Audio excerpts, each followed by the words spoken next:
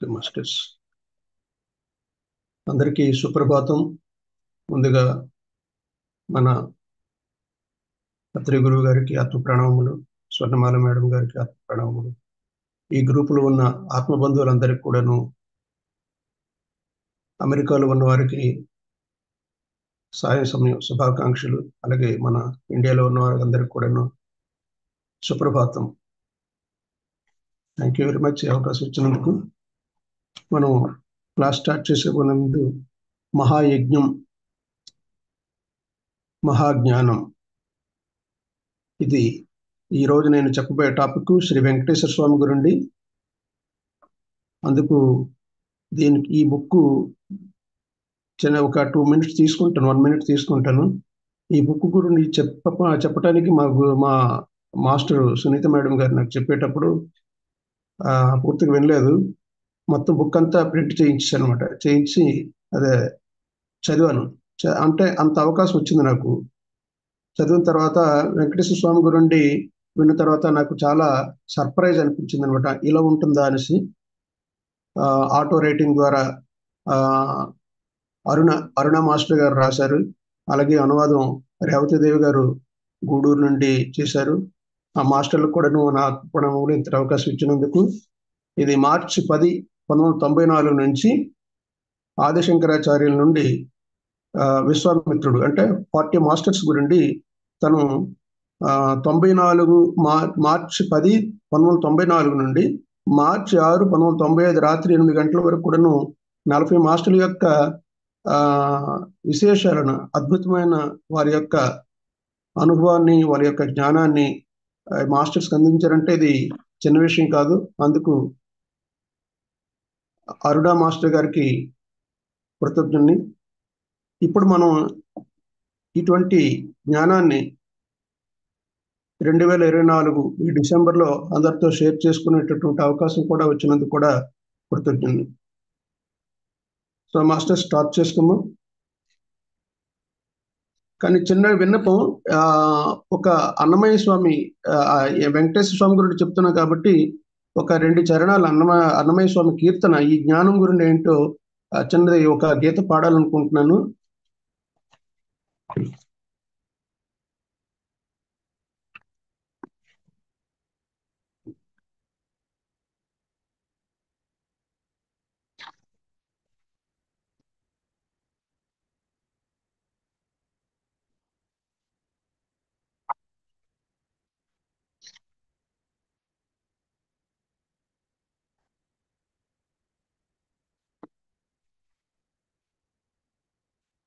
Yes. జ్ఞానయజ్ఞమే గతి మోక్ష సాధనము, జ్ఞానయజ్ఞమే గతి మోక్ష సాధనము, నానార్థములు నిన్నే నడిపి మా గురుడు, జ్ఞానయజ్ఞమే గతి మోక్ష సాధనము, నానార్థములు నిన్నే నడిపి మా గురుడు, జ్ఞానయజ్ఞమే గతి మోక్ష సాధనము. అలరి దేహమనేటి యాగశాలలోన బలువై అజ్ఞానపు పశువుని బంధించి, అలరి దేహమనేటి యాగశాలలోన బలువై అజ్ఞానపు పశువును బంధించి, కలసి వైరాగ్యపు కత్తులు కోసి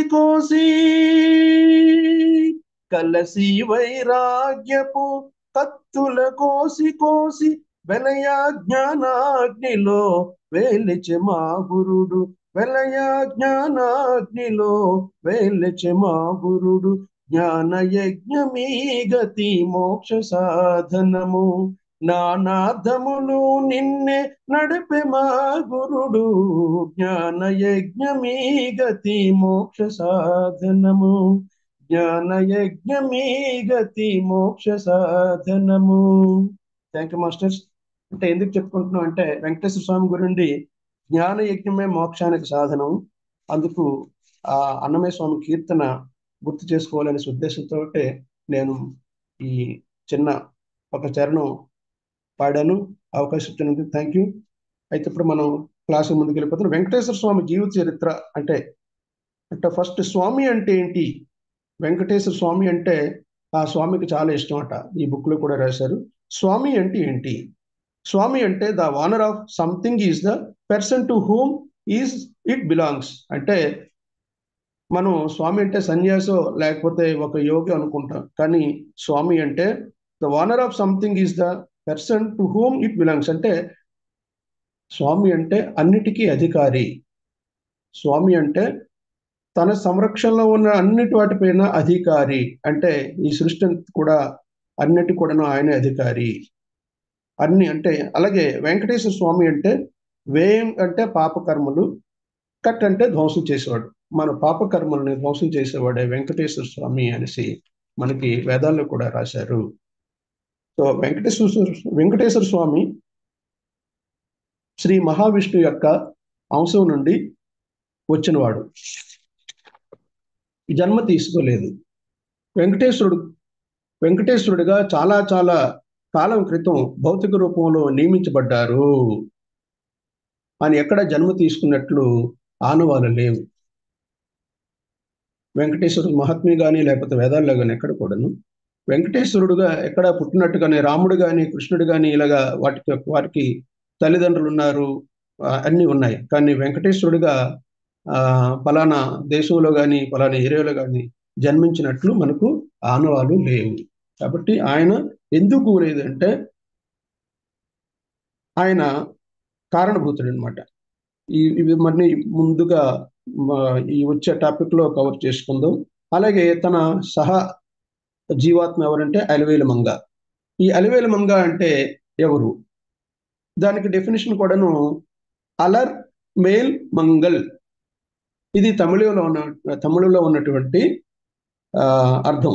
దానికి ఏంటంటే lady sitting on a flower. Lady sitting on a flower అంటే ఏంటి? పద్మావతి. పద్మం అంటే పువ్వు, దానిలో నిలిసి ఉన్న అమ్మ మహాలక్ష్మీదేవి. సో ఇది తిరుచునర్లో కూడా ఈ అమ్మవారు కొల్హాపూర్ నుండి షిఫ్ట్ చేసి మళ్ళీ అక్కడికి వెళ్ళిపోయారన్నట్టు ఒక మనకి ఆనవాలు కూడా ఉన్నాయి, చరిత్ర కూడా ఉంది. సో ఆ స్వామివారికి సహజీవాత్మ అనమాట. అలివేలు మంగమ్మ కానీ పద్మావతి అనండి, మహాలక్ష్మి అనండి, సహజీవాత్మ. అయితే వెంకటేశ్వర స్వామి మనకి ఈ చాప్టర్లో మనకి ఏం చెప్పారంటే, అరుణ్ గారు ఆటో రైటింగ్ లో వెంకటేశ్వర స్వామి స్వయంగా వచ్చి ఏం చెప్పారో అవి మనం ఇప్పుడు టాపిక్ చేసుకుందాం. ఫస్ట్ తను ఎదుర్కొన్న కష్టాలు ఏంటి వెంకటేశ్వర స్వామిగా? స్వామి ధ్యానం ద్వారా చక్కని జ్ఞానులైన వారితో కలిసి ఆంతరంగిక సంభాషణ ద్వారా అంతటి స్థితికి చేరుకున్నారు. ఆ స్వామి అంటే కొన్ని శతాబ్దాల క్రితం తను కూడా మానవుడిగానే పుట్టి ఎన్నో జన్మలెత్తి ఆ స్థితికి చేరుకున్నారు అన్నది ఇక్కడ మనకి అరుణ్ గారు మనకి చెప్పారు. మెయిన్ కారణం ఏంటంటే దానికి ధ్యానం. అందుకే ఎవరైతే ధ్యానం చేస్తారో వాళ్ళకి జ్ఞానం వస్తుంది. ఆ జ్ఞానం ద్వారా మోక్షం వస్తుంది. అంటే మనకి మళ్ళీ జన్మ అంటూ ఉండదు. సో స్వామి ధ్యానం ద్వారా చక్కని జ్ఞానులైన వారితో కలిసి ఆంతరంగిక సంభాషణలు అంటే నేను ఒక బుక్ లో చదివాను. ఆంతరంగిక సంభాషణలు అంటే వాళ్ళు మాట్లాడుకోరు అనమాట. మాట్లాడుకోకుండానే వాళ్ళ యొక్క మానసిక స్థితి ద్వారా కమ్యూనికేట్ చేసుకుంటారు. సో అంతటి చక్కటి ధ్యాన స్థితికి చేరుకుని ఎన్నో వందల జన్మలు పట్టిందనమాట ఆ స్వామికి కూడాను. ఎన్నో జన్మలు పుడుతూ చస్తూ గడిపి విసిగిపోయాక గాని నేను ధ్యానంలోనికి దిగలేదు అని స్వామివారు ఇక్కడ చెప్పారు. ఎన్నో జన్మలు ఎత్తి పుడుతూ చస్తూ ఆ స్థితికి అంటే అప్పటికి ధ్యానం అంటే ఏంటో తెలియలేదు అనమాట. కానీ కొన్ని జన్మలు ఎత్తిన తర్వాత పుడుతూ చస్తూ అప్పటికి ధ్యానం గురించి తెలియలేదు. కానీ 6 సంవత్సరాల కాలంలో స్వామికి అర్థమైంది ఎందుకు పుడుతున్నానో, ఎందుకు చస్తున్నారో. దాంతో తెలుసుకున్న తర్వాత దాంతో కర్మ మాయ నుండి మీకు విముక్తులయ్యారు. ఆ కాలంలో అంటే కొన్ని శతాబ్దాల క్రితం, కొన్ని వందల సంవత్సరాల క్రితం, కొన్ని వేల సంవత్సరాల క్రితం కావచ్చు, ఆ కాలంలో వనవాసం ఉండేదన్నమాట. వనవాసం అంటే వనంలో నివసించటం, అంటే వనం అంటే ఫారెస్ట్. అప్పుడు అది ఒక విద్యాభ్యాసం కానీ, లేకపోతే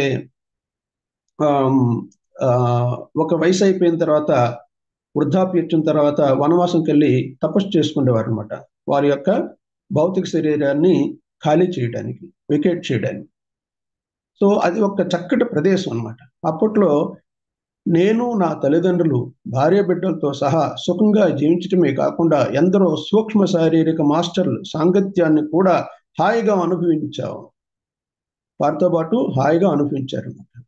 సో మరణం అనేది నిజానికి శాస్త్రీయంగా ఎలా జరుగుతుంది అనే జ్ఞానాన్ని, వేదాంతాన్ని పూర్తిగా తెలుసుకున్నాక ప్రతి జన్మను జీవించాలన్న కోరిక, ఆసక్తి ప్రబలమయ్యాయి వారిలో.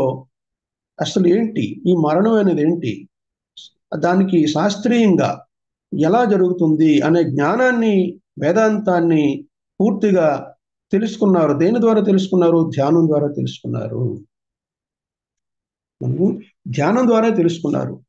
ఏ మంత్రం కానీ, ఏ జపం కానీ, ఏ ఒక నామం కానీ చేయకుండానే వీళ్ళు ఆ కాలంలో ఈ ధ్యానం చేస్తూ ఎందుకు పుడుతున్నాం, ఎందుకు చచ్చిపోతున్నాం అని తెలుసుకొని, అసలు ఈ మరణం ఏంటి, శాస్త్రీయంగా ఎలా జరుగుతుంది అనే జ్ఞానాన్ని, వేదాంతాన్ని పూర్తిగా తెలుసుకున్నాక ప్రతి జన్మను జీవించాలన్న కోరిక, ఆసక్తి కూడా వారిలో పెరిగింది.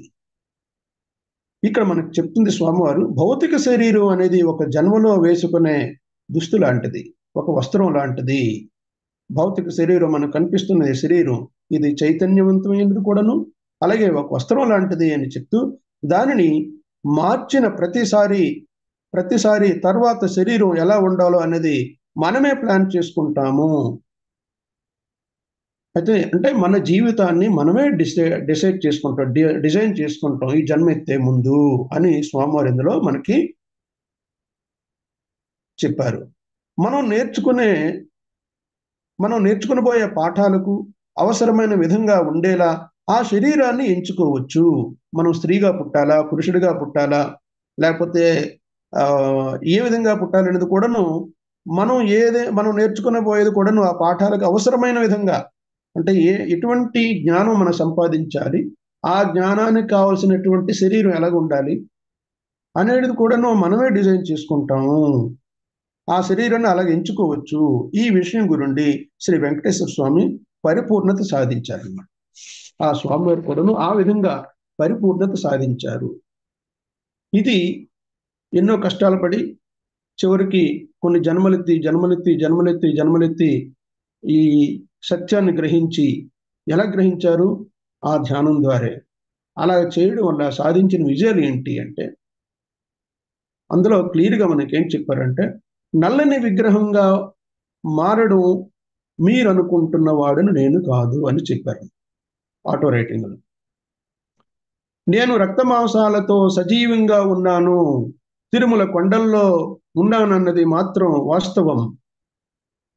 స్వామి ధ్యానం చేసుకుంటానని ఇక్కడ చెప్పారు. నేను ఉన్నాను, అక్కడే ఉంటున్నాను, కానీ నేను ధ్యానం చేసుకుంటున్నాను. మీరు కావాలంటే నా గురుని మీరు ధ్యానం చేసేలా ఉంటే మీకు ప్రత్యక్ష అవుతాను, మీకు జ్ఞానాన్ని ఇస్తాను అని కూడా ఇందులో చెప్పడం జరిగింది. అంటే ఇందుగలడు అందు లేడని సందేహంబు వలదు, చక్రి సర్వోపగతుండు ఎందెందు వెతికన అందుగలడు చక్రి సర్వోపగతుండని శ్రీనాథ మహాకవి గారు చెప్పారు. అంటే ఒక విగ్రహంలోనే కాదు, నేను ఆ చుట్టూ ఉన్నాను, సర్వాంతర్యామిని అని కూడా మనకి విష్ణుమూర్తి చెప్పారు, సర్వాంతర్యామిని. కాబట్టి మీరు అక్కడే లైన్లు కట్టి, క్యూలు కట్టి, అక్కడే ధ్యానం, అక్కడే గంటలు పడి దర్శనం కోసం వెయిట్ చేయనక్కర్లేదు అన్నది ఇందులో భావార్థం నేను భావిస్తున్నాను. కాబట్టి నల్లని విగ్రహంగా మారడం మీరు అనుకుంటున్నవాడు నేను కాదు, నేను రక్త మాంసాలతో సజీవంగా ఉన్నాను, తిరుమల కొండల్లో ఉన్నానన్నది మాత్రం నిజం, నేను ధ్యానం చేసుకుంటున్నానని స్వామివారు ఇక్కడ చెప్పడం జరిగింది. అందుకు స్వామి మనకిచ్చే సందేశం ఏంటంటే, మీరు స్వయంగా ధ్యానం చేసి ధ్యానం ద్వారా నన్ను కలుసుకొని నేను ఇచ్చే సందేశం అందుకునే వరకు ధ్యానం చేయండి.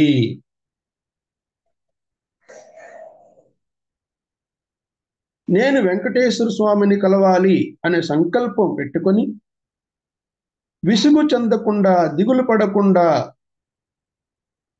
ధ్యానం చేయండి. అనంత కాలంలోనే విజయం సిద్ధిస్తుంది.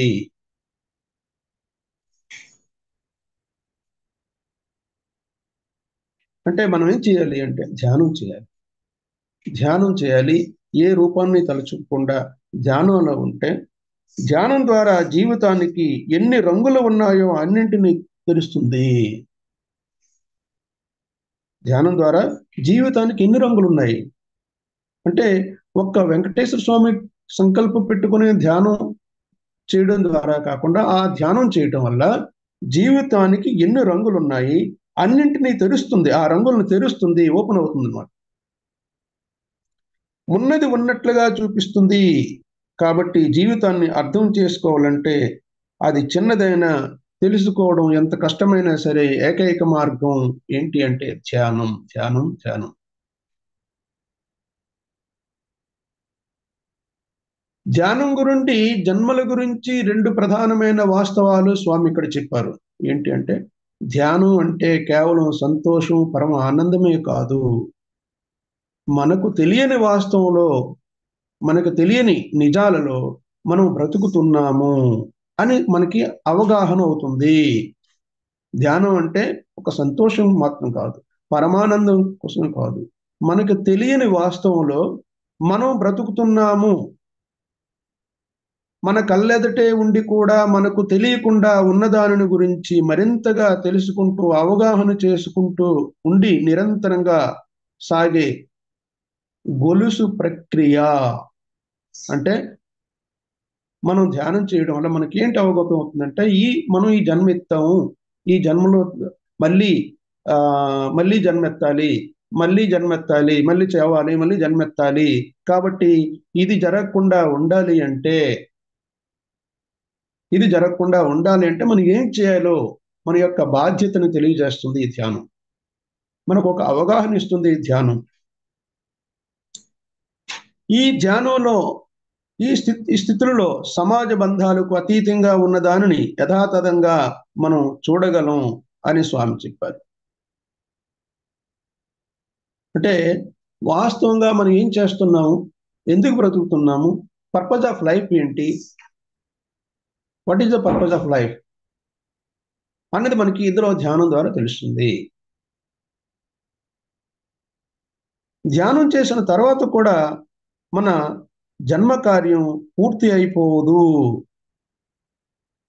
ధ్యానం చేస్తుంటే నేను ప్రతిరోజు ధ్యానం చేస్తున్నాను, 2 గంటలు చేస్తున్నాను, 3 గంటలు చేస్తున్నాను, 4 గంటలు చేస్తున్నాను. కానీ ధ్యానం చేసినంత మాత్రంలో మన ఈ పని పూర్తి అయిపోదు అని ఇక్కడ ఏం చేయాలి ధ్యానం చేసిన తర్వాత? ధ్యానంతో పాటు సత్సంగం, స్వాధ్యాయం తప్పనిసరిగా చేయాలని స్వామి చెప్పారు. ఇప్పుడు మనం చేస్తున్న సత్సంగం, స్వాధ్యాయం ఇలాంటి ఎన్నో రకాల పుస్తకాలు చదవాలి, జ్ఞానాన్ని సంపాదించాలి, దాన్ని ధారణ చేయాలి. ధారణ చేసింది అంటే మనం చదివింది మనకు అవగాహన, ఒక బుక్ చదివామంటే మనకి జ్ఞానం వస్తుంది. ఆ జ్ఞానం బికమ్స్ విజ్డమ్. దాన్ని మళ్ళీ పంచాలి. కాబట్టి ఈ ప్రక్రియ నిరంతరం సాగుతూనే ఉండాలి అని ఇక్కడ స్వామి చెప్పారు. ధ్యానం చేసిన తర్వాత కూడా మన జన్మ కార్యం పూర్తవదు, అయిపోదు. ధ్యానంతో పాటు సత్సంగం, స్వాధ్యాయం తప్పనిసరిగా చేయాలి అని స్వామి ఇక్కడ చెప్పారు. ఎందుకు చేయాలి? నేను ఎందుకు చేయాలి ధ్యానం? నాకేం వస్తుంది అంటే అలాగా దానివల్ల ఏంటి నష్టం జరుగుతుందంటే, భూగ్రహం మీద జీవం అనేది నశించిపోయే స్థితికి చేరుకుంది. ఇది బ్రతుకున్న మనందరి వల్లనే జరుగుతుంది.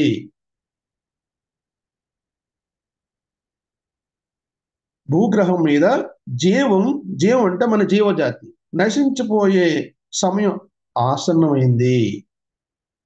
అందుకు మనం ఈ భూమిని రక్షించాలి, ఈ భూమి మీద జీవజాతిని రక్షించాలి. మీరు మీ వల్లే జరుగుతుంది కాబట్టి మళ్ళీ మీరే ఈ జీవ జగత్తుని, ఈ భూమిని రక్షించాలి.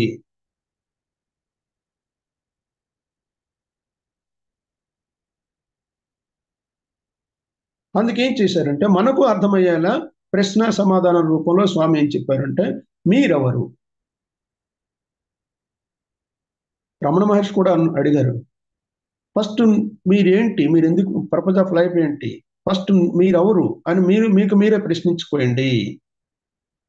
కాబట్టి మీరెవరు? జవాబు ఏంటి? మనలో ప్రతి ఒక్కరము మన ప్రాజ్ఞాత్మల నుంచి ఉద్భవించాము. దానిని రకరకాల చేతనావస్థలలో నుంచి పుట్టాము. అయితే ప్రాజ్ఞాత్మ ఎవరు అంటే, మనం ఒక ఆత్మ. మనము పరమాత్మ నుండి పుట్టాము. ఒక పర్పస్ ఉంటుంది, ఒక పర్పస్ కోసం పుట్టాము మనం. అంతేగాని భూమి మీద పుట్టి పెరిగి పెళ్లి చేసుకొని బిడ్డలను కని ఉద్యోగం చేసి చనిపోవడమే. So that is not the purpose of life. కాబట్టి మనం మన వల్లే జరుగుతున్న ఈ భూకక్షలో ఈ భూమి మీద ఉన్నటువంటి జీవజాతి నశించిపోకుండా తప్పనిసరిగా ప్రతి వాడు కూడా ధ్యానం చేయాలి.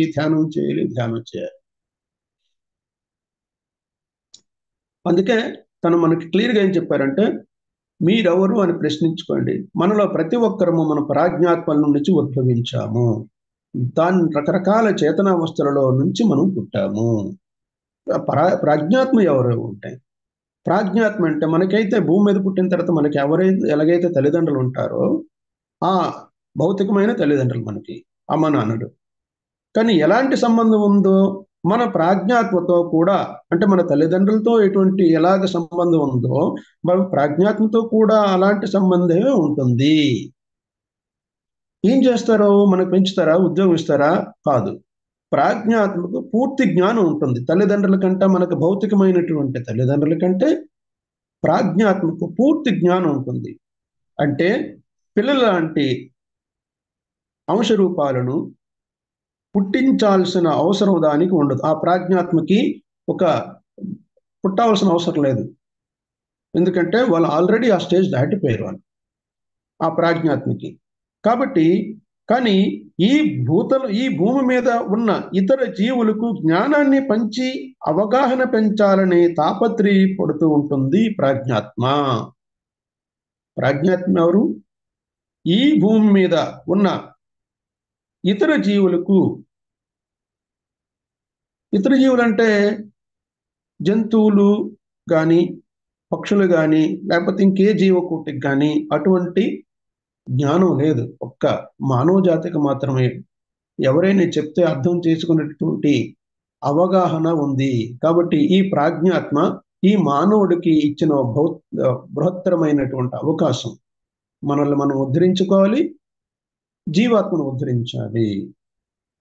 ప్రాజ్ఞాత్మకు పూర్తి జ్ఞానం ఉంటుంది అంటే పిల్లల లాంటి అంశరూపాలను పుట్టించిన అవసరం లేదు, దానికి ఉండదు. కానీ ఈ పర్పస్ ఆఫ్ ప్రాజ్ఞాత్మ ఏంటంటే, ఈ భూమి మీద ఉన్న ఇతర జీవులకు జ్ఞానాన్ని పంచి అవగాహన పెంచాలని ప్రతి క్షణం కూడా తాపత్రయపడుతుంది. That is universe, విశ్వాత్మ.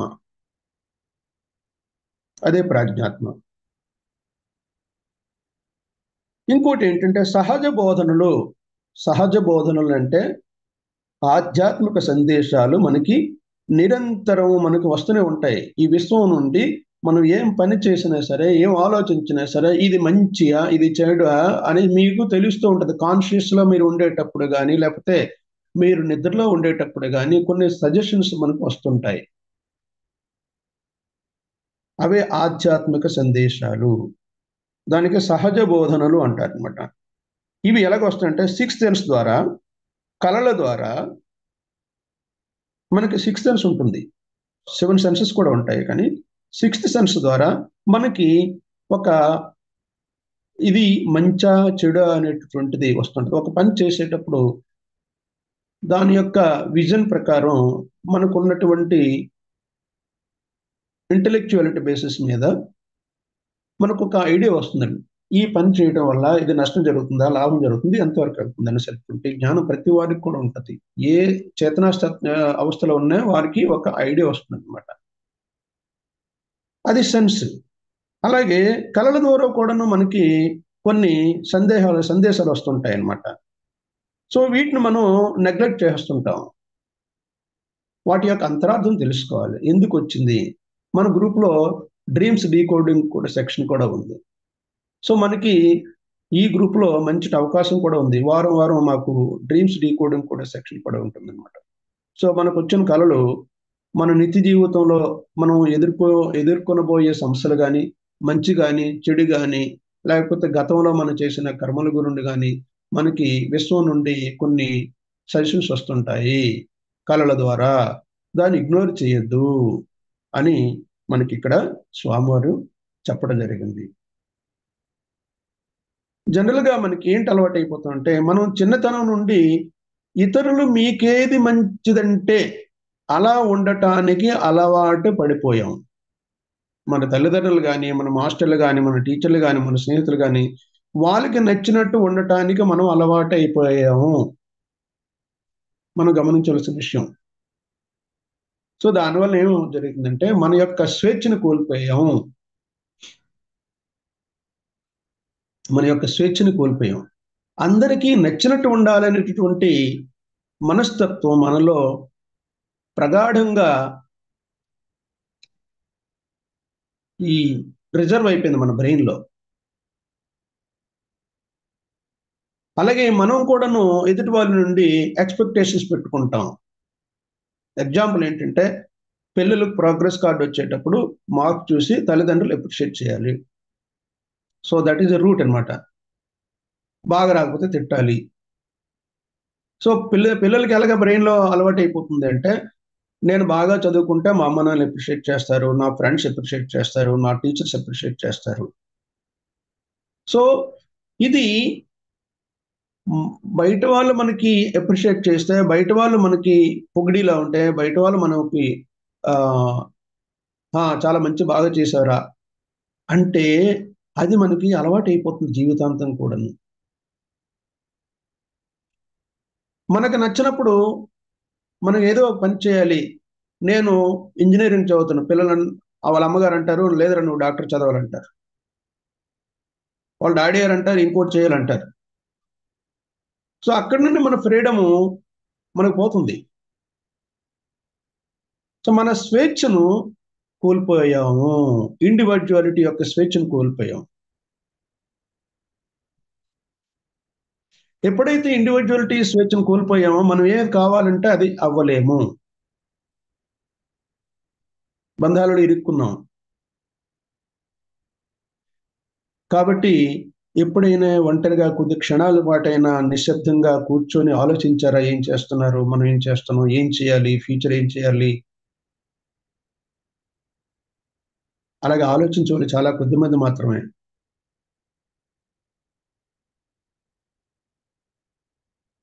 Ramana Maharshi స్వామికి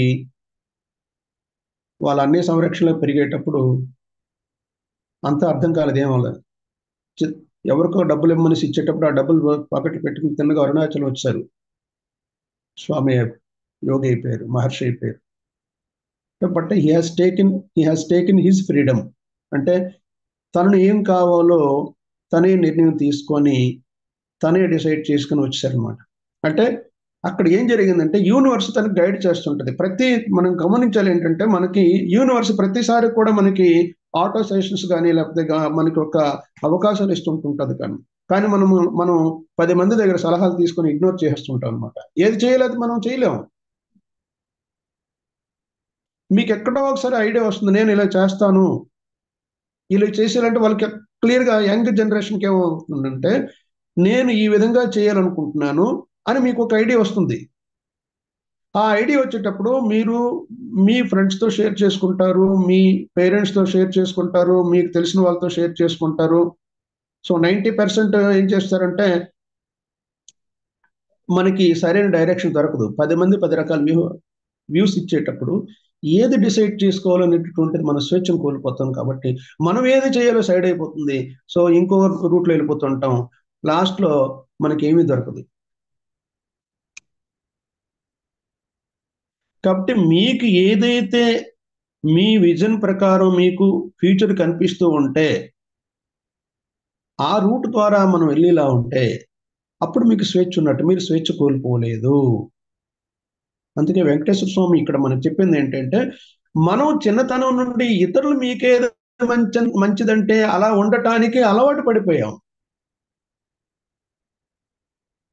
దానివల్ల ఏమవుతుందంటే, మన ఆఫీస్‌లో మనం చాలా ఫ్రస్ట్రేషన్ ఫేస్ చేస్తుంటాం. ఇండస్ట్రీస్‌లో పనిచేసే వాళ్ళు, లేకపోతే ఎక్కడ పని చేసినా సరే, మనం కష్టపడి పని చేస్తాం. ఎదుటి వాళ్ళ నుండి ఎక్స్‌పెక్ట్ చేస్తాం. వాళ్ళు పొగడాలి, వాళ్ళు అప్రిషియేట్ చేయాలి, వాళ్ళు రివార్డ్ ఇవ్వాలి, వాళ్ళు ఇదివ్వాలి, అదివ్వాలి. అంతే తప్పించి మనం మనకి సెల్ఫ్ సాటిస్ఫాక్షన్ మీద మనం డిపెండ్ అవ్వట్లేదు. మనం ఆధారపడటం లేదు. మన యొక్క ఫ్రీడమ్‌ని మనం కోల్పోతున్నాము. కాబట్టి ఒంటరిగా కొద్ది క్షణాల పాటైనా నిశ్శబ్దంగా కూర్చోడానికి మీరు అలవాటు తప్పిపోయారు. ఒంటరిగా కొద్ది క్షణాల పాటైనా నిశ్శబ్దంగా కూర్చోవడానికి మీరు భయపడిపోతున్నారు అని ఇక్కడ క్లియర్‌గా చెప్పారు. కరెక్టే. ఇప్పుడు ఉన్న ఈ జనరేషన్‌లో, ఈ సిట్యుయేషన్‌లో, ఈ సమాజంలో మనకి మనమే ప్రశ్నించుకుందాం. మొబైల్ పక్కన లేకపోయాలంటే మనకి అదోలా ఉంటుంది. మొబైల్ ఉండాలి చేతిలో. మొబైల్ ఉండాలి చేతిలో. మొబైల్ లేకపోయాలంటే ఏదో కోల్పోయానంటే ఫీల్ అవుతుంటాం అన్నమాట. భోజనం చేస్తుండగా మొబైల్ చూస్తుంటాం. మాట్లాడేటప్పుడు ఏవో నోటిఫికేషన్ వస్తుంటే మాట్లాడే మధ్యలో మనం మొబైల్ చూడాలి. So we are addicted. ప్రశాంతంగా భోజనం చెయ్యం. ప్రశాంతంగా మీటింగ్‌లో జరిగేటప్పుడు కూడా ఏవో ఒకటి నోటిఫికేషన్స్ వచ్చిందంటే అందుకే అంటారు స్విచ్ ఆఫ్ ద ఫోన్స్ అంటారు. కాబట్టి మనం ఏంటంటే ఒంటరిగా కొద్ది క్షణాల పాటైనా నిశ్శబ్దంగా కూర్చోవడానికి మీరు భయపడుతున్నారు. ఎప్పుడూ ఏదో ఒక పని చేస్తూ ఉండాలని దానివల్లే ఉపయోగం ఉంటుంది అని అలవాటు పడిపోయాము. 60 సంవత్సరాల తర్వాత, 58 సంవత్సరాల తర్వాత రిటైర్ అయిపోతాడు మనిషి. 65 ఇయర్స్. రిటైర్ అయిపోయిన అయ్యో! ఇప్పుడేం చేయాలి? ఇప్పుడేం చేయాలి? ఇప్పుడేం చేయాలి? ఏం చేయాలేంటయ్యా? చేయవలసింది చాలా ఉంది. చెయ్యం. మళ్ళీ ఇంకేదో పనిలో జాయిన్ అవుతాం. టైమ్ పాస్ చేయాలిరా. అంతేగాని ధ్యానం చేస్తాం, మెడిటేషన్ చేస్తాం, సత్సంగం చేస్తాం, స్వాధ్యాయం చేస్తాం. మన యొక్క మన యొక్క జ్ఞానాన్ని పెంచుకుంటాం. ప్రశాంతంగా ఉంటాం. తెలిసిన జ్ఞానాన్ని 10 మందికి పంచుతాం అనేటువంటి ఆలోచన రాదు. సో మనకి ఇది హ్యూమన్ బీయింగ్ అలవాటు. ఎప్పుడు ఏదో ఒకటి పని చేస్తూ ఉండాలి. దానివల్లే ఉపయోగం ఉంటుంది అనేటువంటి అలవాటు అయిపోయిందనేసి ఇక్కడ క్లియర్‌గా మనకు చెప్పారు. సో ఈ భూమి మీదున్న జీవుల మనస్తత్వం అంతా ఇలా అయినందువల్లే ఒక సజీవ మూర్తిగా భూదేవికి రోత పుట్టింది. ఇటువంటి స్వభావం వల్ల, ఇటువంటి యాటిట్యూడ్ వల్ల, ఇటువంటి బిహేవియర్ వల్ల మానవుడు ఎక్కడికి పోతున్నాడు? ఎక్కడికి పరిగెడుతున్నాడు? ఎప్పుడు పరుగు, పరుగు, పరుగు, పరుగు, పరుగు.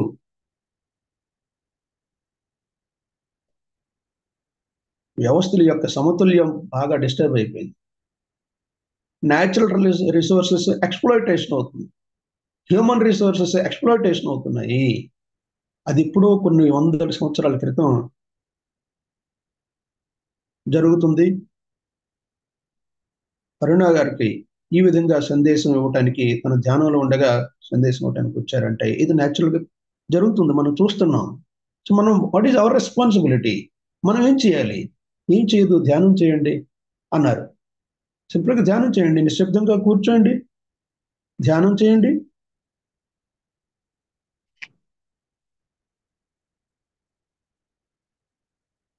ఎప్పుడు ఏదో పని చేస్తూ, పని చేస్తూ, పని చేస్తూ, పని చేస్తుంటే జంతువుకి మనకు సంబంధం లేదు. మనకి తేడా లేదు. జంతువులు ఎప్పుడు కూడాను ఆహ్, పుట్టినప్పటి నుంచి కూడాను తినటానికి, రెస్ట్ తీసుకోవడానికి పుడతాయి. కానీ మన జన్మ మానవ జన్మ చాలా ఉత్తమమైన జన్మ. 10 మందికి పంచాలి, జ్ఞానం పంచాలి, మన రిసోర్సెస్ని సాక్రిఫైస్ చేయాలి. అప్పుడే ఈ భూమి మీద ఉన్న జీవుల మనస్తత్వం అంతా చక్కగా కుదురుగా ఉంటుంది. అందుకు భూమాత కూడాను సంతోషిస్తుంది. ఈ భూమి మీద ఉన్న జీవుల సమస్తమంతా ఇలా అయినందువల్ల ఒక సజీవమూర్తిగా భూదేవికి రోత పుట్టింది. ప్రకృతి సూత్రాలను మరిచిపోయారు. విపరీతంగా కూడా చెప్పడం అలవాటైపోయింది. సుఖాల వెనక పరిగెత్తి ఇక్కడ ఉన్న ఇతర జీవరాశుల పట్ల సానుభూతి లేకుండా పోయింది. పరిగెడుతూ విపరీతంగా కూడబెట్టడం అలవాటు అయిపోయింది. కూడబెట్టడం, ఆస్తులు సంపాదించడం, అప్పులు పెద్ద కానీ ఏం జరుగుతుందంటే ఈ సుఖాల వెనక పరిగెత్తి ఇక్కడ ఉన్న ఇతర జీవరాశుల పట్ల కూడా సానుభూతి లేకుండా పోయిందని ఇక్కడ మనకి క్లియర్గా చెప్తున్నారు. ఇతర జీవరాశుల మన మీద తన మీద ఇతర జీవరాశులకు కూడాను, అంటే ఎన్నో ఫారెస్ట్స్ కూడాను ఈ రియల్ ఎస్టేటు, ఇండస్ట్రియలైజేషన్ అది కావాలి. బట్ ఎంత అవసరం అంత చేసుకుంటున్నామా మనం? కూడగట్టుకుంటున్నాం. ఎందుకు కూడగట్టుకుంటున్నాం మనం? ఎవరి కోసం కూడగట్టుకుంటున్నాం? దానివల్ల ఏం ప్రయోజనం ఉంటుంది లాస్ట్లో? కాబట్టి ఇది తగ్గించండి, ధ్యానం చేయండి. దీనివల్ల వ్యవస్థల యొక్క సమతుల్యం దెబ్బతింటుంది అని చెప్పారు ఇక్కడ మనం. వ్యవస్థల యొక్క సమతుల్యం దెబ్బతింటుంది అంటే న్యాచురల్ రిసోర్సెస్ అన్ని ఎక్స్ప్లాయిటేషన్ అవ్వడం వల్ల భూమి మీద మనకి ఈ భూకంపాలు, సునామీలు, వరదలు ఇవన్నీ రావటానికి కారణం ఏంటంటే ఈ భూమి మీద సమతుల్యం దెబ్బతింటుంది. భూమి మీద సమతుల్యం దెబ్బతింటుంది. ఇంబ్యాలెన్స్ ఆఫ్ ద నేచురల్ రిసోర్సెస్ని ఎక్స్ప్లాయిటేషన్ చేస్తున్నాం, హ్యూమన్ రిసోర్సెస్ని ఎక్స్ప్లాయిటేషన్ చేస్తున్నాం, పరిగెడుతున్నాం. ఎంత పరిగెడతామో అంత ఇన్సెక్యూరిటీ పెరుగుతుంది మనలో. కాబట్టి ఎప్పుడైతే వ్యవస్థలు సమతుల్యం అయ్యాయో దెబ్బతింటుందో పునాది మొత్తం దెబ్బతింటుంది, భువనం మొత్తం నశించిపోతుంది. ఈ భువనం అంటే ఏంటి? యూనివర్స్.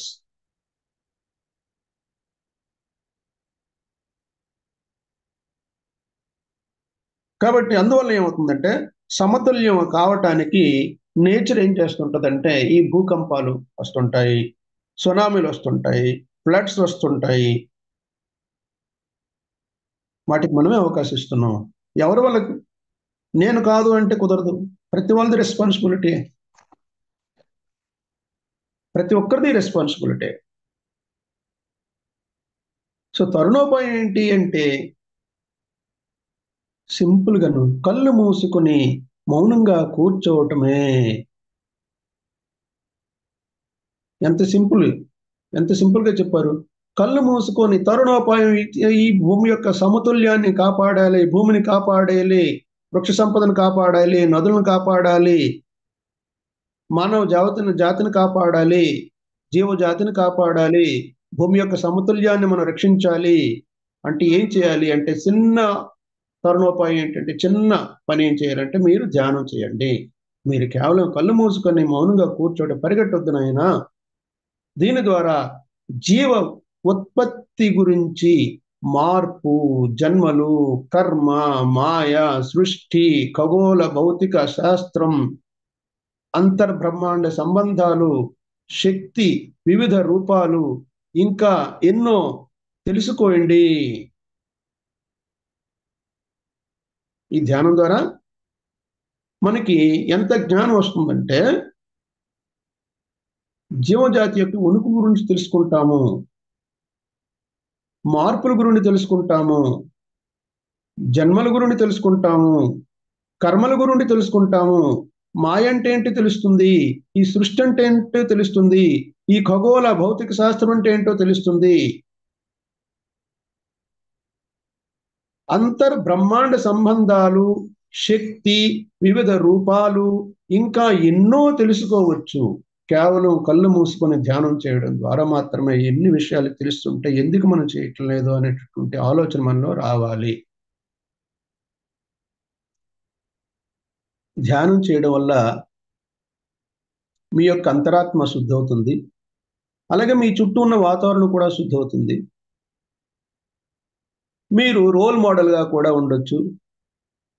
ఇంకా ఎన్నో ప్రయోజనాలు ఉంటాయి. కాబట్టి మీరే స్వయంగా ధ్యానం ప్రారంభించాలి. Starting from your end. ఎవరో చెప్తారు, ఎవరో చేస్తారు కాదు, మన నుండే స్టార్ట్ అవ్వాలి. Start from you. నా నుండి స్టార్ట్ అవ్వాలి, మీ నుండి స్టార్ట్ అవ్వాలి.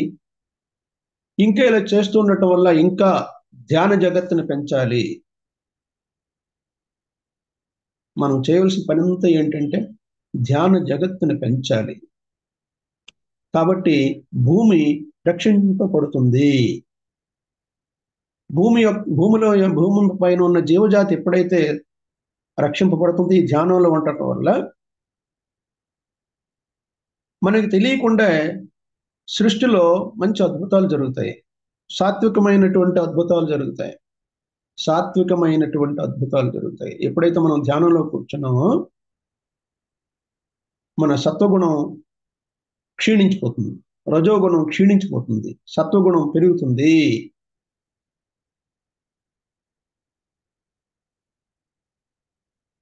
కర్మలు ధ్వంసం అవుతాయి.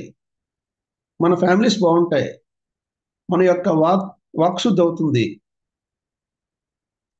అంతఃకరణ శుద్ధి అవుతుంది. మనోవాక్కాయ కర్మలు, మనసా వాచా కర్మణ, మనం ఆలోచించేది, మాట్లాడేది, చేసేది, ఈ మూడు సమతుల్యంగా ఉంటాయి. మనం చేయవలసింది అదే కదా. ఏం ఆలోచిస్తావో అదే మాట్లాడాలి, ఏం మాట్లాడాలో అదే చేయాలి. అంతే తప్పించి ఆలోచన ఒకటి, మాట ఒకటి, చేత ఒకటి. ఈ విధంగా ఇంబ్యాలెన్స్ అయ్యేలా ఉంటే సృష్టి అంతా ఇంబ్యాలెన్స్ ఆటోమేటిక్ జరుగుతుంది. కాబట్టి మీ మాట, మీ ఆలోచన, మీ పని బ్యాలెన్స్గా ఉండాలి. మీరు బ్యాలెన్స్ ఉండేలా అంటే మీ ఫ్యామిలీ బ్యాలెన్స్గా ఉంటుంది.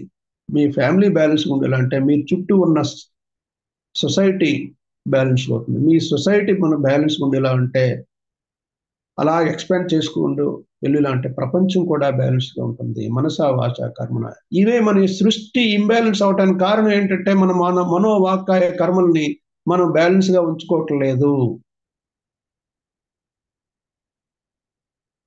ఆలోచిస్తాం ఒకటి, మాట్లాడుతాం ఒకటి, చేస్తాం ఒకటి. So that is imbalance. మీకు స్లోలీ డ్యామేజ్ స్టార్ట్ అవుతుంది. ఎప్పుడైతే ఈ మూడు కూడాను ఎప్పుడైతే ఇంబ్యాలెన్స్ అవుతుందో, ఈ మూడు ఇన్ఫ్లుయెన్స్డ్ బై మాయా, రజోగుణం, తమోగుణం, సత్వగుణం, ఈ మాయ వల్లే మనం ఇన్ఫ్లుయెన్స్ అవుతుంటాము. ఎప్పుడైతే మనం ఇన్ఫ్లుయెన్స్ అయ్యామో, ఇన్ఫ్లుయెన్స్ అవడానికి కారణం ఏంటో మన ఇంద్రియాలు, పంచేంద్రియాలు, జ్ఞానేంద్రియాలు, కర్మేంద్రియాలు, ఇవన్నీ వీటి వల్ల మనం ఇన్ఫ్లుయెన్స్ అవుతాం. ఎప్పుడైతే మనం ఇంబ్యాలెన్స్ అయ్యామో మన బుద్ధి భ్రష్టపడుతుంది. మన బుద్ధి ఎప్పుడు మన యొక్క మనసు ఎప్పుడైతే భ్రష్టపట్టిందో మన బుద్ధి భ్రష్టపడుతుంది. మన బుద్ధి ఎప్పుడైతే భ్రష్టపడుతుందో మొత్తం ఇంబ్యాలెన్స్ అయిపోతుంటుంది. మాస్టర్స్, నేను కృష్ణ సూక్తాసులో చదివాను ఈ టాపిక్. కాబట్టి అందుకే ఏమంటారంటే మీ నుండి స్టార్ట్ అవ్వాలి. Start from the end. కాబట్టి మీరే స్వయంగా ధ్యానం ప్రారంభించాలి. ధ్యాన జగత్తును మేల్కొల్పాలి. ధ్యాన జగత్తును మేల్కొల్పాలి.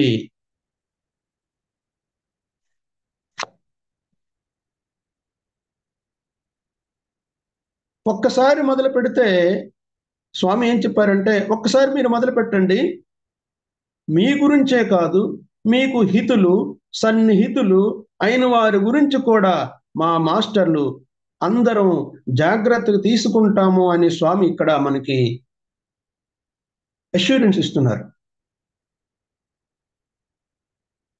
వెంకటేశ్వర స్వామి ఇక్కడ మనకి ఏంటి అష్యూరెన్స్ ఇస్తున్నారు అంటే, మీరు ఒక్కసారి మొదలు పెడితే మీ గురించే కాదు, మీకు హితులు, స్నేహితులు, సన్నిహితులు అయిన వారి గురించి కూడా మా మాస్టర్లు అందరం జాగ్రత్త తీసుకుంటాము అని స్వామి ఇక్కడ చెప్పారు. అంటే మీరు ఒక స్టెప్ వేసేలా ఉంటే తను 10 స్టెప్పులు ముందుకొచ్చి 10 అడుగులు ముందుకొచ్చి మనకు సహకరించడానికి ప్రాజ్ఞాత్మ రెడీగా ఉన్నారు. ఇక్కడ ప్రాజ్ఞాత్మ అంటే వెంకటేశ్వర స్వామి, మనకు తల్లి తండ్రి ఆయనే. మళ్ళీ ఇంకా నేను వ్యక్తిగతంగా మీకు హామీ ఇస్తున్నాను, వ్యక్తిగతంగా హామీ ఇస్తున్నాను. ఇది ఒక అగ్రిమెంట్, వడంబడిక అనుకోండి అని స్వామి ఇక్కడ మనకి చెప్పారు. కాబట్టి చేయవలసింది ఏంటి? కేవలం కళ్ళు మూసుకొని మౌనంగా కూర్చోవటమే. రమణ మహర్షి గారు ఏమన్నారంటే, మౌనం మౌనం మౌనం మౌనం మౌనం. ఈ మౌనం అంటే వాక్కు మాత్రమే మౌనం కాదు, మనస్సును మౌనంగా ఉంచాలి, వాక్కును మౌనంగా ఉంచాలి, కర్మను కూడా మౌనంగా ఉంచాలంటే ఆలోచన రహితమైనటువంటి మనస్తత్వం మనం డెవలప్ చేసుకొని మౌనంగా ఉండేలా అంటే అద్భుతమైన అద్భుతమైన జ్ఞానాన్ని మనం పొందగలమని ఆయన ప్రూవ్ చేశారు రమణ మహర్షి గారు. వెంకటేశ్వర స్వామి కూడా అదే అంటున్నారు. ఒక్కసారి మీరు మొదలు పెట్టండి, మీ గురించే కాదు, మీకు హితులు సన్నిహితులు అయిన వారి గురించి కూడా మా మాస్టర్లు అందరం జాగ్రత్త తీసుకుంటాము అని స్వామి చెప్పారు. నేను వ్యక్తిగతంగా మీకు హామీ ఇస్తున్నాను, ఇది ఒక అగ్రిమెంట్, ఒక వడంబడిక అని ఇక్కడ స్వామివారు నొక్కి ఒక్కాడించారు.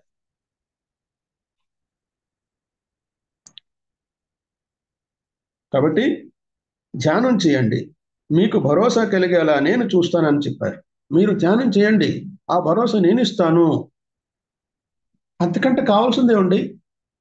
పరిగెట్టి పరిగెట్టి పరిగెట్టి బీపీలు, షుగర్లు, హార్ట్ అటాక్లు ఇవన్నీ వచ్చి పరిగెట్టి పరిగెట్టి అలసిపోయి చేయి పడిపోయి కాలు పడిపోయి మందులు వేసుకుంటూ సాగించే జీవితం కావాలా?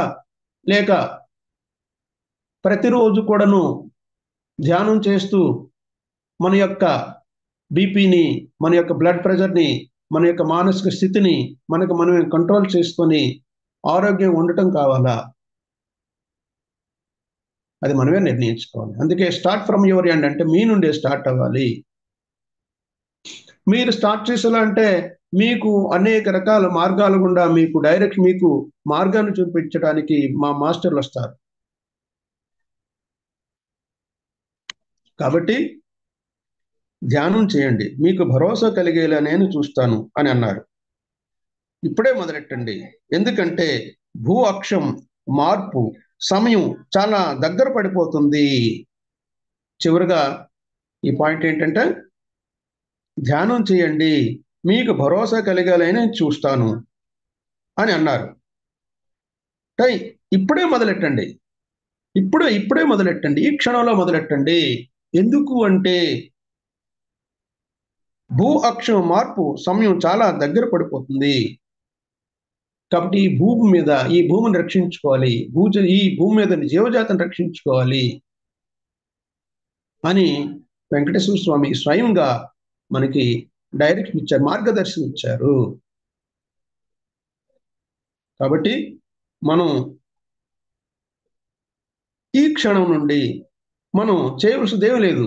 తరుణోపాయం ఏమిటంటే కేవలం కళ్ళు మూసుకొని మౌనంగా కూర్చోవటమే. ఏ నామం, ఏ జపం వద్దు, ఏ మంత్రం వద్దు, ఏ దేవుణ్ణి తలచొద్దు. అప్పుడు మీలో మీరు మార్పు చూడగలరు, మిమ్మల్ని మీ పిల్లలు ఫాలో అవుతారు. మన నెక్స్ట్ జనరేషన్ కూడాను అంటే ఒక రోడ్ మ్యాప్ క్రియేట్ అవుతుంది అనమాట. మనం ఫాలో అయ్యటం మన పిల్లలు ఫాలో అవుతారు. మన ధ్యానంలో చాలా వరకు కూడాను ఏమవుతుందంటే, భార్య ధ్యానం చేస్తుంటది, భర్త డిస్టర్బ్ చేస్తుంటాడు. భర్త డిస్టర్బ్ చేసేలాంటే పిల్లలు డిస్టర్బ్ చేస్తుంటారు. ఇలా కాదు, ధ్యానం చాలా ఇంపార్టెంట్. ప్రతి జీవి కూడా ధ్యానం ఇంపార్టెంట్. మీరు గమనించారో లేదో, జంతువులు కూడా ధ్యానం చేస్తుంటాయి, పక్షులు కూడా ధ్యానం చేస్తుంటాయి, సర్పాలు కూడా ధ్యానం చేస్తుంటాయి. మనం ఎందుకు చేయకూడదు? మనకు అహంకారం ఎక్కువ. నేను మనిషిని, నాకు అన్నీ తెలుసు. భౌతికమైన విద్య ద్వారా మనం అన్నీ తెలుసుకున్నాము అని అనుకుంటాం. కాబట్టి భౌతికమైన విద్య ద్వారా బ్రెడ్ ఎర్నింగ్ అవుతుంది తప్పించి మనకు కావాల్సింది ధ్యానం రాదు, మనకు జ్ఞానం రాదు. కాబట్టి మాస్టర్స్, తప్పనిసరిగా మనం ధ్యానం అలవాటు చేసుకోవాలి, ధ్యానం స్టార్ట్ చేయాలి. అది మన కోసం కాదు, మన భూమి అక్షను కాపాడాలి, భూమి మీద ఉన్న జీవజాతిని కాపాడాలి, భూమి మీద ఉన్న జీవజాతిని కాపాడాలి. భూమి లేకపోతే మనం ఏం చేస్తాం? భూమి లేకపోతే ఏం చేస్తాం మనం? మనకు భూమి లేకపోతే ఏం చేస్తాం? ఆ భూమి సమతుల్యం లేకపోతే, భూమి మీద ప్రకంపనలు వచ్చాయి, భూకంపాలు వచ్చాయి, లేకపోతే ఆ ఫ్లడ్స్ వచ్చాయి, సునామీ వచ్చింది, ఏం చేస్తాం? మనకు మనం పోగు చేసుకున్న సంపదలు, మనం పోగు చేసుకున్న బిల్డింగ్లు, మనం సంపాదించిన ఆస్తులు ఏం చేసుకుంటాం అండి? ఏం చేసుకోలేం కదా. కాబట్టి భూమిని రక్షించవలసిన బాధ్యత ఎవరి మీద ఉంది? మనిషి మీద ఉంది. సో మాస్టర్స్, ధ్యానం చేయండి, మీకు భరోసా కలిగేలా నేను చూస్తాను అని అన్నారు. ఇప్పుడే మొదలెట్టండి, ఎందుకంటే భూ అక్షం మార్పు సమయం చాలా దగ్గర పడిపోతుంది అని చెప్పారు. ఓకే మాస్టర్స్, ఇంతటితో నేను ఈ వెంకటేశ్వర స్వామి గురించి ఈ టాపిక్ మీతో షేర్ చేసుకునే అవకాశం ఇచ్చినందుకు చాలా ధన్యవాదాలు. శుభం. ఐ థింక్ మీ అందరికీ అర్థమైంది అనుకుంటాను.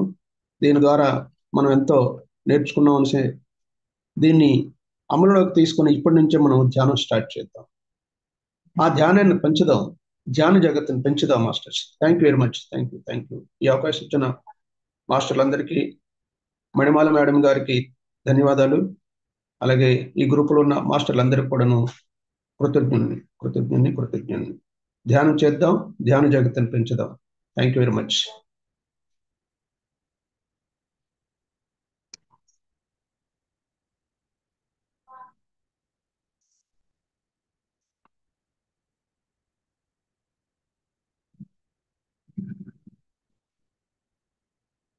ఎవరైనా ఏవైనా చెప్పదలుచుకుంటే ప్లీజ్.